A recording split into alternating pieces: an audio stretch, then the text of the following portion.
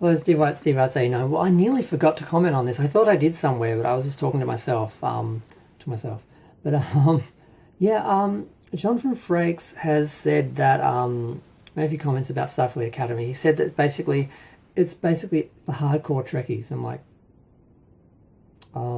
this man doesn't even know what Star Trek is. I know he's directed the films and everything. He's a good director, but it doesn't mean he actually knows what Star Trek is. I know he used to hang out with Gene Roddenberry, and Gene used to share his philosophy with him, but it didn't sink in. He didn't understand it. He didn't really conceive of it. Because when I met him and talked to him, and I was trying to talk to him about Gene Roddenberry's Star Trek and what real Star Trek, he just stared blankly at me, and then I tried slower to explain it. He just stared blankly at me. He had no idea what I was talking about. I'm like, wow, he does not have a clue. And that's fine. Being an actor, you don't have to understand the whole show. You're just there to read your lines and do your character, and that's what he did. Now, the talk is that he's sort of... Because, of course, without Terry Matalas, they can't do Legacy, and they're trying to do a Star Trek series to keep the contract. And one of the things they're suggesting, because they're just desperately just flailing and trying everything, one thing was just to get some next-gen characters and have do like a sort of knockoff version of Legacy just with any characters they can get. And the idea is to have Jonathan Frakes sort of... I don't know if he's going to be the showrunner, but be sort of the director of the whole series and just sort of do the whole... We've got a next-gen person directing, it's a Star Trek show because it's got, old crew. So they're kind of desperately trying that. But he doesn't know what Star Trek is. He doesn't get it. He doesn't see the issues with Discovery and all that. He's directed all these shows and didn't even, I would have thought he would have been like, oh, I might correct this problem. No, he didn't see it. He didn't get any of the issues with those shows. He just directed them like they were a generic science fiction show.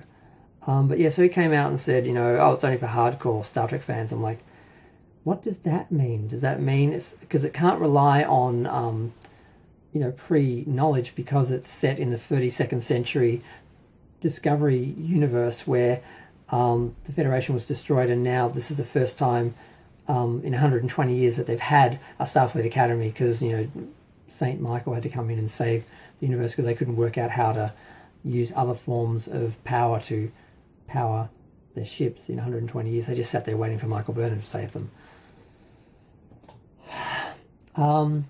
So yeah, what are you going to be pulling on? Like they won't know anything. It's not like you're going to be using old characters or history or anything like that. There's nothing. What about that is going to pull from anything a Star Trek fan would know or they would need to know? So I don't understand how. And does he mean, because there is talk of it's going to be really science based and it's going to be like they're learning about the universe, and I'm like, is that what he means? Like you have to be like a real nerd to get it?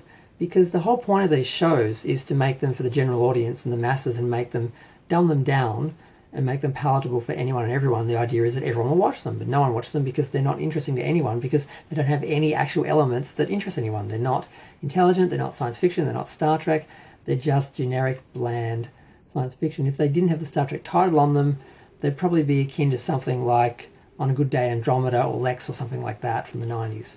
But so he made these comments, and he also, the only interesting thing he said, which baffles me, that shocked people, was that there will be a starship involved. I'm like, well, of course, the Starfleet Academy, of course they're going to be putting cadets on ships and doing classes and having them, go on adventures and it's like they're going to be doing field trips at the very least on space, in space, of course. So that goes without saying. And people are like, oh my God, it's going to be. I'm like, did these people really think this was going to be like 90210 when they're just in an academy, like it's like a high school and it's just going to be students walking around classes all day?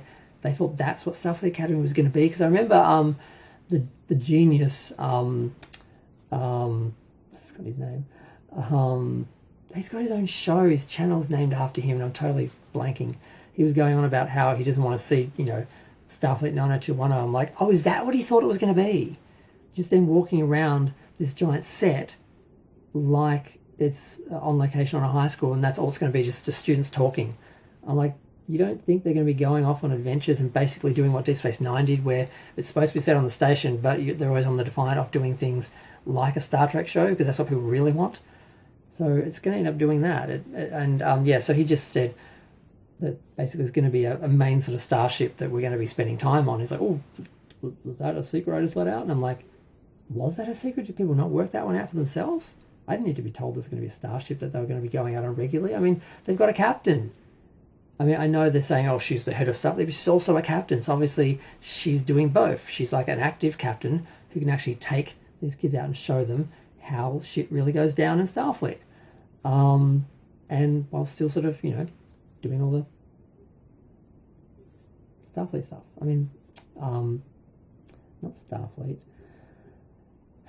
Starfleet Academy stuff. So that was interesting. Just the idea they're putting so much on the idea of Jonathan Frakes sort of being in charge when he doesn't get Star Trek, and how he's going to save Star Trek from anything because he doesn't get Star Trek. So that's weird. And then the whole revelation of there's a ship, like we couldn't have worked that out, just supports what I'm saying. This guy doesn't get it, but we'll see.